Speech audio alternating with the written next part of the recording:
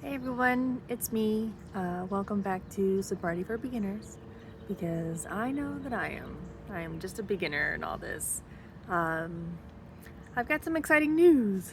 At my work, a job position opened up for a supervisor, and I decided that I needed to start challenging myself because when the COVID happened, everybody kind of, got sent home from work and I started kind of like shelling myself in a little. I was, working from home and just doing my daily routine and started to get bored and, just doing the mundane work in my house and not really like pushing myself, not really challenging myself. And then I was doing it as far career wise because I thought,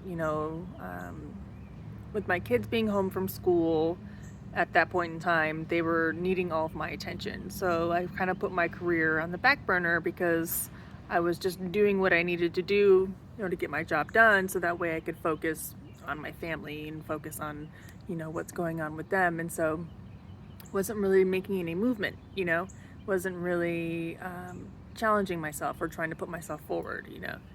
So that went on for a while. And then once everybody started going back to school, started getting back into their schedule and their routine again, as far as, kids going back to school, my husband's back to work, I started feeling lonely.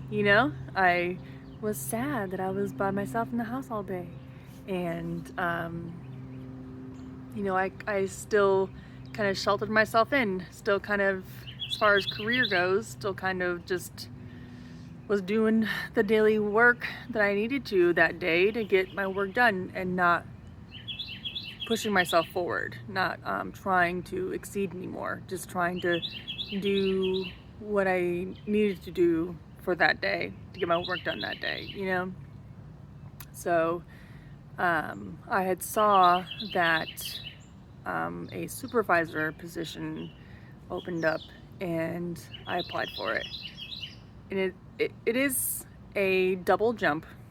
So right now in my role, I'm kind of the low man on the totem pole. There's assistant soup and then there's supervisor. And what the assistant supervisor does is like the coaching and the mentoring of the team and building people up and giving them coaching opportunities and developing each person in their job. That's what the assistant supervisor does. The actual supervisor is the one who does the analytics of what I do, coming up with the game plan, the strategy, the actual looking at ways of the business trend and creating a game plan that then everybody would follow. And then the assistant supervisor would then help coach people to follow that game plan. So I'm wanting to make that double jump over the assistant soup and go into supervisor because that's more of my thing. I'm more into the let's watch the numbers, let's watch the graphs and everything else. I like those kind of things. I like watching the trends and seeing making a change and watching it grow into one area rather than sitting down and help developing someone's character, someone motivating people to be more productive. I've done that before. As a peer-to-peer kind of thing. I've mentored quite a few people on my team, and I've done all that, but that's not really what I'm interested in. I'm more interested in the actual like analytics of things, the strategy of things, the business side of things. So I applied for it. I was like, you know what, I'm gonna do it, and who knows? I don't know. I wanted to challenge myself.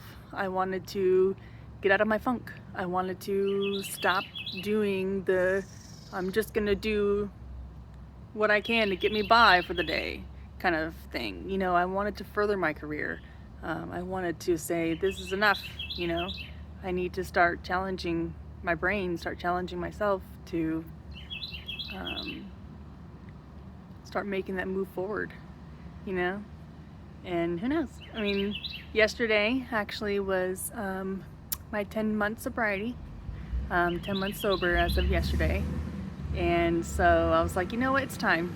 It's time to make the change. It's time to start developing myself, you know, not only spiritually, as far as, you know, my higher power and working on my sobriety and with my family. You know, it's time for me to start working on myself, you know, start challenging myself. And yesterday I made that decision and I was like, you know what? I'm gonna do it. I'm gonna try.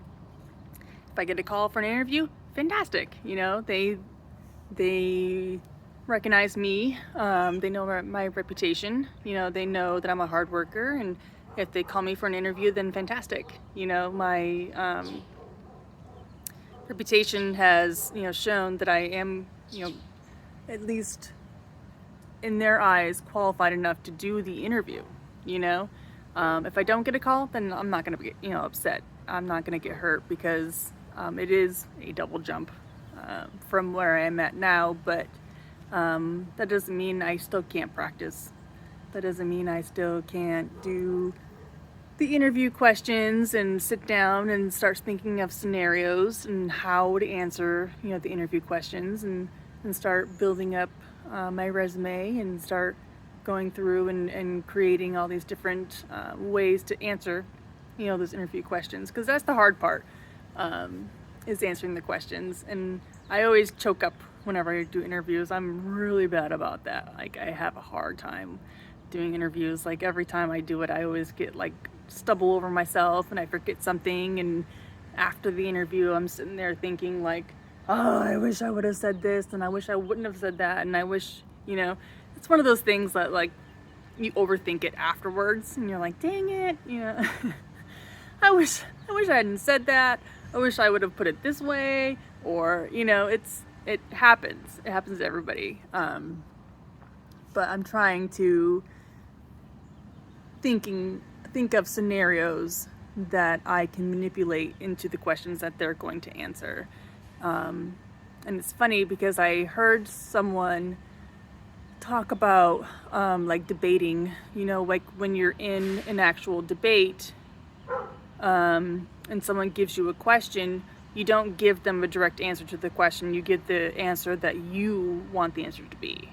You take their question and then you manipulate it to what you want the answer to be.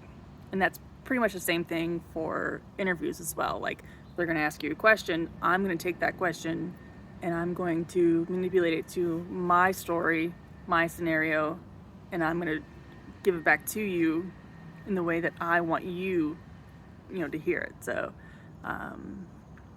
debating is very much like an interview, really, you know. But so that's my plan. I need to get myself, you know, going again. I need to start, you know, focusing on my career. I need to start, you know, challenging my brain and get myself going. And like I said, if I get the call for the interview, then great, you know, I'll try my best. You know, if I get a no, that's okay, because it's, you know, experience. It's the experience of doing it. But it's the practice. It's the getting yourself ready for it. You know, it's the challenge of it. So that's what I'm doing. And who knows? Maybe I'll get the interview. Maybe I won't get the interview, but I'm gonna keep trying. Eventually, you know, another position may open up and I'm gonna keep applying. And I'm gonna keep going until they say yes. Eventually they have to say yes. I'll just keep interviewing, keep applying, but that's what I'm working on. I'm working on me growing, and I need to stop being so stagnant, and I need to start, you know, focusing on myself. So that's what my plan is to start focusing more on me and growing more on me. So I'm excited. I'm a little nervous, a little anxious, of course, you know, when it comes to that, you're always like, oh God, you know, what's gonna happen? And you overthink everything, but I'm trying not to. Living in the moment. Only take one day at a time. I can't think about tomorrow. I can only think about right now. I can only think about today. So today I'm just preparing myself and, you know, getting myself ready in case I do get that phone call. So we'll see.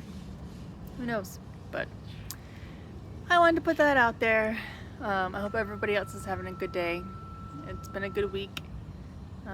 Everybody's back on track. My daughter, unfortunately, was sick.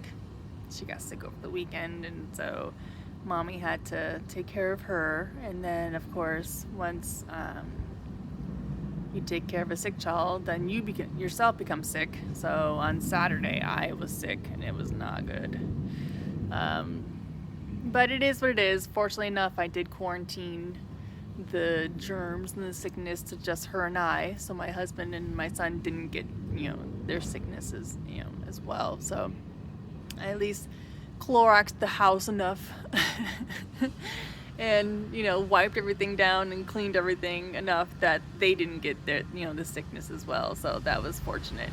But we're making it through. You know, life just kind of throws you different things, and you just gotta take it as they go. And that's what I'm working on. So I hope everybody else has a great day, and I'll talk to you soon.